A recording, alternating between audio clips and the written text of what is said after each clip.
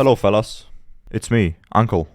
Today, we're going to abuse game bugs and various other exploits for personal gain. This includes sticking our head into floors, hiding next to garbage dumpsters that gives us God mode, because of course they do, and basically confusing the entire US police force with the help of one very simple trick, also known as a sentry. To show how ridiculous these exploits can be, we will be playing on the crime spree game mode on a very high rank. On this rank, enemies basically cannot die, unless you were to burn them into a crisp after a few too many seconds. They also do a ridiculous amount of damage, making only a few select perks viable. The absolute best alcoholic perk, aka Stoic, dies immediately on this level no matter what.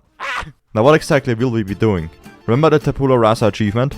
It's quite a pain in the arse for the average PAYDAY 2 player, because to do it, you need to play Hoxton Breakout without spending any skill points, using the Golden AK and the Chicago Typewriter SMG, all while wearing the two-piece suit. Now putting together Tabula Rasa and crime spree would be a pretty stupid challenge. And that's exactly why we're gonna play it. Now you might think it's not all that bad, just grab anarchist or hacker and plow through the enemies, right? Wrong.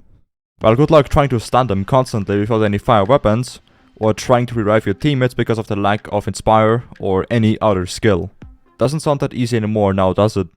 Naturally, we quickly decided on using the Broken Leech perk deck, because it allows you to tank several shots without dying, and it also more or less gives you a swansong effect even if you lost all of your health. Which is very good, but not good enough. This is where the bugs and exploits come in. Now here's a question for you. After moving the first police car and get Hoxton moving, what would you do afterwards? Is it A, moving on with the objectives?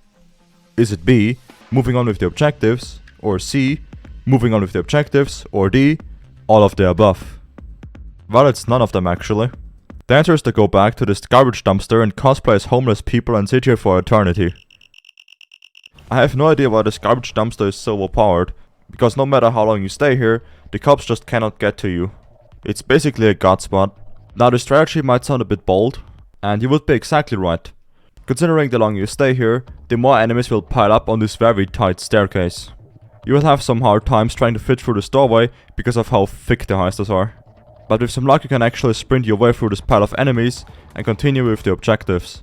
Now by abusing this guard spot like we just did, the enemies will now eventually all come to the starting area, which now allows you to outrun them if you're fast enough, and this will give you an extremely easy time doing the later objectives. To further enhance this, we actually let Taro sit at this guard spot at the start throughout the entire day.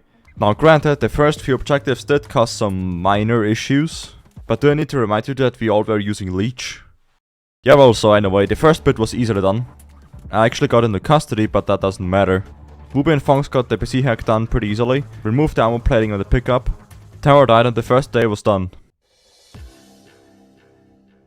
Now on to day 2. I said, on to day 2. Where's the transition? Come on, why isn't this working?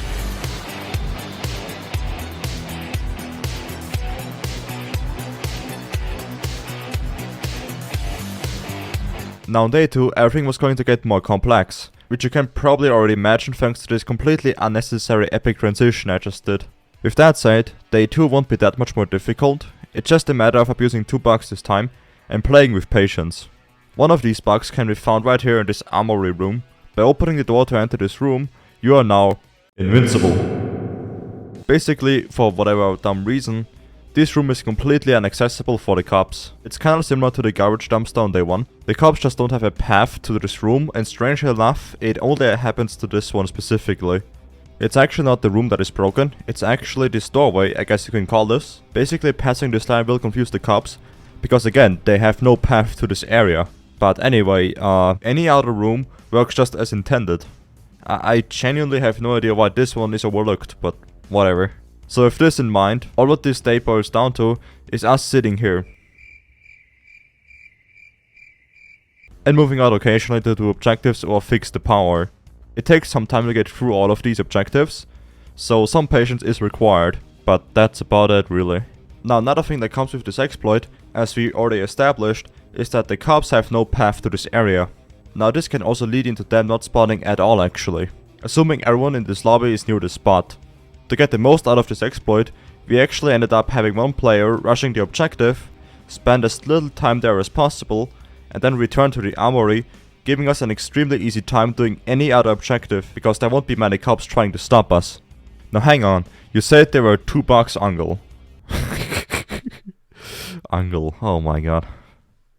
You said there were 2 bugs, Uncle, is what you might say, and good job listening. The second bug, although I'm not sure if it even works anymore, is basically placing a sentry in this room that will aggro the cops trying to destroy it. But considering how the sentry was placed, it won't be destroyed, making the majority of cops go away from the main objectives because they all want to destroy this one sentry. With all of these bugs or exploits being used, Tabula Rasa on a 1.7 million crime rank becomes really easy. Now to be fair, day 2 did take some attempts to finish, but that's mainly because on these attempts we didn't use the sentry strat actually. But honestly, what really matters is that we have proven that this challenge is indeed possible. Tabula Rasa is definitely the hardest out of the 4 no skill achievements. But we also have finished the We Do It Live achievement, which is a lot easier, because first of all you can just stealth everything on framing frame, but also if you were to choose loud you can just grab the charged shotgun, which you already might know, it has fire rounds, meaning you can stun cops quite easily, unlike on Tabula Rasa. But more importantly, the entire heist is just sitting in yet another god spot and only rush out doing objectives, which in this case is just fixing the stupid power all the time, otherwise the PC just goes.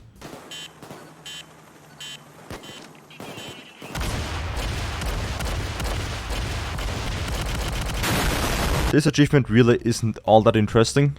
The same can be said about the other 2 achievements. With the Tabula Rasa being shown already, you basically get the idea how overpowered these bugs or exploits can be.